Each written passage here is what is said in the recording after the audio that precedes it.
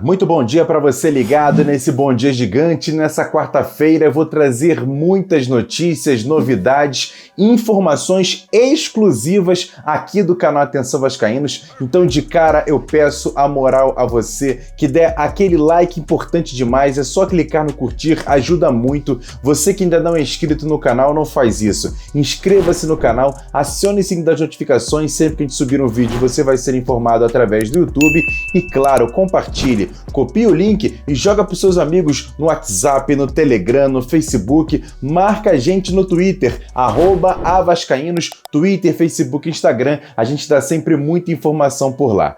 E eu tô chegando aqui nessa quarta-feira, onde o Vasco começa hoje já os trabalhos visando a próxima partida. O time entra em campo agora, no dia 16, em Maceió, contra a equipe do CRB. E o torcedor do Vasco espera que hoje seja o primeiro dia de uma reviravolta no clube, até porque mudanças precisam acontecer e praticamente um giro de 180 graus em que o Vasco possa mudar o seu panorama, mudar a questão filosófica para tentar buscar, quem sabe, uma das 4 vagas na Série A do ano que vem. O Vasco tem agora 15 jogos para conseguir pelo menos 10 vitórias e aí sim conseguir matematicamente uma vaga dentro da Série A do ano que vem. Para você ter uma ideia da situação do Vasco, está tão complicada que mesmo com os resultados de ontem, o Vasco segue na 9ª colocação com 32 pontos a 6 pontos do primeiro time dentro do G4. A situação está difícil, complicada, mas não é nada impossível. Precisa de mudanças, atitude e, claro, vitórias nos próximos jogos. E olha, para deixar muito claro para você que está aí do outro lado, até porque muitos torcedores do Vasco nos questionam em relação a esses 2 pedidos que a diretoria do Vasco fez em relação ao VAR e à CBF. O Vasco foi à CBF pedir a extinção do VAR na Série B do Campeonato Brasileiro. E o outro pedido foi no STJD pela anulação da partida contra o Brasil de Pelotas por tudo que aconteceu naquele jogo, principalmente a anulação do gol em impedimento ou não do atacante Daniel Amorim, que seria o empate do Vasco naquela ocasião. E aí eu fui perguntar a um grande especialista para saber sobre essas situações. Eu convoco aqui nesse Bom Dia Gigante o doutor Gustavo Lopes, especialista em direito esportivo, e ele responde de cara sobre essa situação. Doutor Gustavo, você acredita que o Vasco possa anular essa partida contra o Brasil de Pelotas? Responde pra gente. Olha só, para uma partida ser anulada, ela só pode ser anulada se ficar comprovado o erro de direito, o erro de fato, ou seja, o erro de interpretação do fato, do lance, não pode ser objeto de anulação de partida. Então, por exemplo, o que é o erro de direito? Desconhecimento da regra. A bola não entra, a bola sai na linha de fundo, o árbitro dá gol. Ou o árbitro aceita que o clube jogue com 12 atletas. O que é o erro de interpretação? A bola entrou no gol ou não entrou? Foi impedimento ou não foi impedimento? Né? Então, nesse caso concreto, eu acho muito, muito pouco provável anulação da partida por mau uso do VAR. Porque o que eu vejo nessa situação foi uma interpretação. Um ato interpretativo dissidente, porque há interpretações contrárias, mas eu vejo aí como um ato de interpretação, ou seja, um erro de fato e que, portanto, não é passível de levar uma partida à anulação. É complicado mesmo. Mas, doutor Gustavo, a pergunta é a seguinte. Logo depois da partida, houve uma entrevista do diretor dessa empresa responsável pelo VAR na Série B e ele disse que o equipamento funcionou normalmente nesse jogo Vasco e Brasil de Pelotas, mas só que ninguém esclareceu por que manteve a decisão de campo sem aquelas linhas tracejadas. E aí eu pergunto a você, doutor Gustavo, será que não seria uma jurisprudência e ajudaria o Vasco até a requerer a anulação dessa partida? Com relação à manifestação do diretor da empresa que comanda o VAR, não é papel dele, né, se manifestar se a decisão foi correta ou não foi. E ainda que ele se manifestasse dizendo, olha, olhando melhor aqui, parece realmente que na hora da análise do VAR lá errou.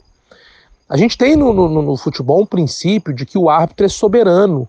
A decisão do árbitro nas 4 linhas é soberana. Então, se pela análise do VAR o árbitro cometeu um erro de interpretação e ele bancou aquele erro, seja o árbitro do VAR, né, de vídeo, seja o árbitro de campo, esse erro vai ser o que vale. Lembra o gol de mão do Maradona? Então, na hora lá o juiz enxergou de cabeça. Ele sabe que não pode ter gol de mão, mas ele enxergou que foi de cabeça. E ele deu o gol, depois ele falou, opa, errei, foi de mão. Mas aí já era tarde, o lance estava consolidado, e isso não é passível de mudança. Entendi. Mas, doutor Gustavo, pelo direito desportivo, agora analisando a situação do VAR, esse pedido do Vasco de cancelamento desse equipamento na Série B do Campeonato Brasileiro, vide que esse equipamento só começou a funcionar a partir da 20ª rodada no segundo turno do Campeonato Brasileiro.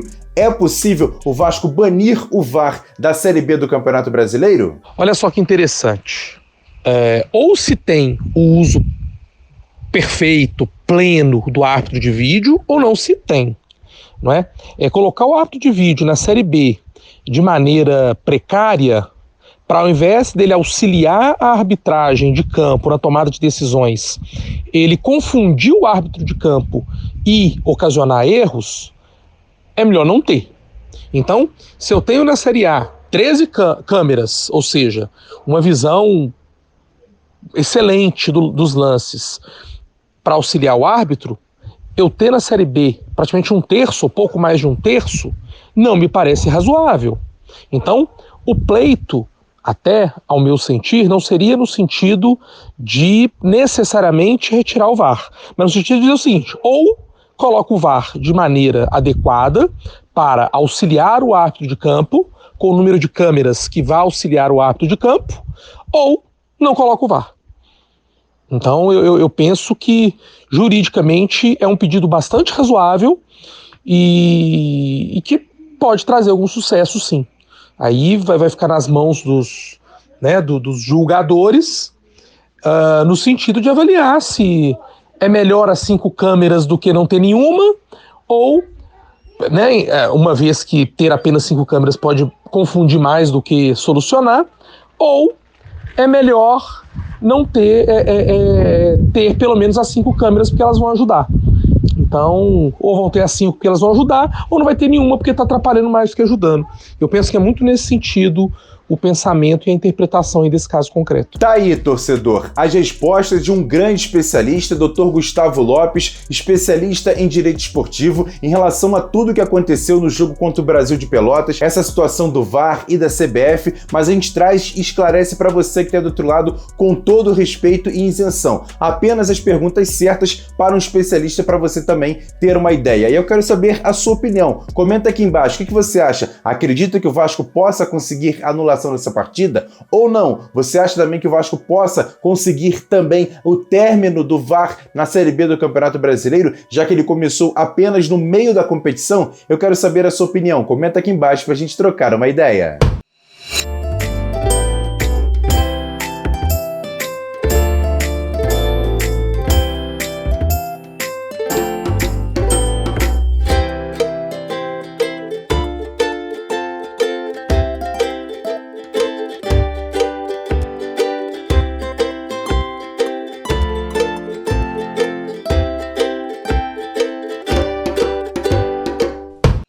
E agora aquele quadro Notícias Rápidas e Diretas aqui dentro do Bom Dia Gigante. E o time sub-20 do Vasco entra em campo amanhã às 5 da tarde. O Vasco recebe em São Januário a equipe do Fluminense pela primeira partida da semifinal da Taça Guanabara. Já no domingo, o time tem o compromisso pelo Campeonato Brasileiro Sub-20. Vai a Minas Gerais encarar o Atlético Mineiro. E o lateral Leandrinho, você tá vendo aí na foto, assinou o seu primeiro contrato profissional com o clube, ele que joga no time sub-17 e nasceu em 2005. Ele assinou contrato com o Vasco até julho de 2025. E o atacante Germancano chegou ao 10º jogo sem marcar gol com a camisa do Vasco. O último gol dele foi na estreia do técnico Lisca contra o Guarani na partida que o Vasco venceu por 4-1. Ele fez um gol de pênalti. Nessa temporada, são 36 jogos e 14 gols marcados, uma média de 0,38 gol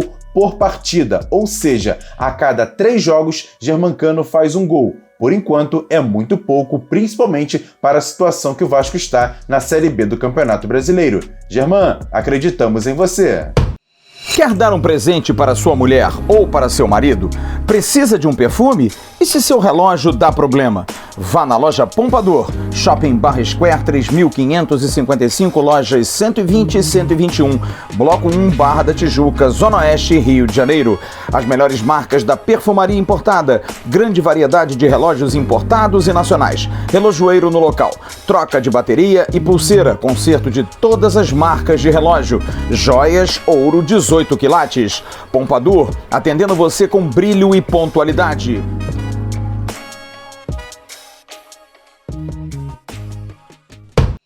E para fechar esse Bom Dia Gigante, informações importantes sobre a situação de novidades, contratações do Vasco. O Flávio Dias trouxe muitos detalhes ontem à noite no nosso AVNews. Você não assistiu? O card está passando aqui em cima, depois você corre lá para assistir, porque está muito recheado de informações. E ele falou sobre 2 jogadores que foram especulados nesses dias no Vasco. O primeiro, o lateral esquerdo Vitor Luiz, jogador que está no Palmeiras, que o Vasco fez uma certa sondagem. Só que o jogador está praticamente acertado para jogar fora do país ainda nessa temporada e por isso está descartado. Já o meio-campo Nenê, o jogador foi apresentado como uma possibilidade ao técnico Lisca, que rejeitou a ideia desse jogador, que atualmente está tendo poucas oportunidades no Fluminense e poderia ser um reforço, mas o Lisca não quer esse jogador, principalmente para essa temporada na Série B.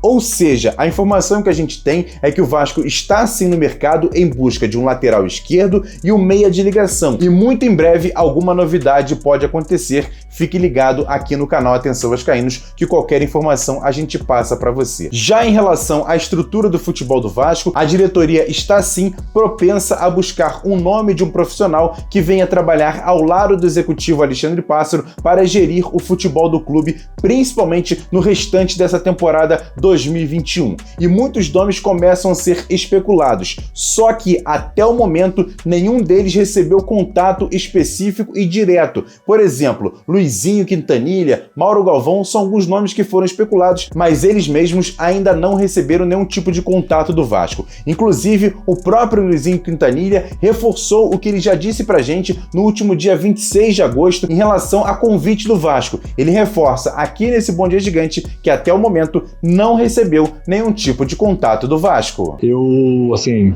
não tive o convite, né? A direção, ouvi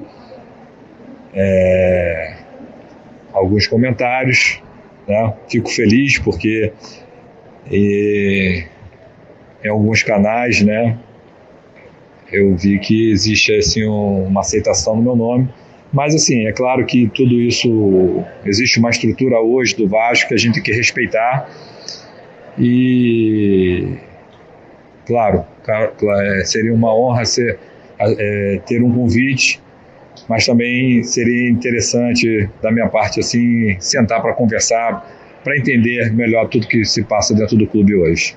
Tá bom? Um forte abraço, amigo.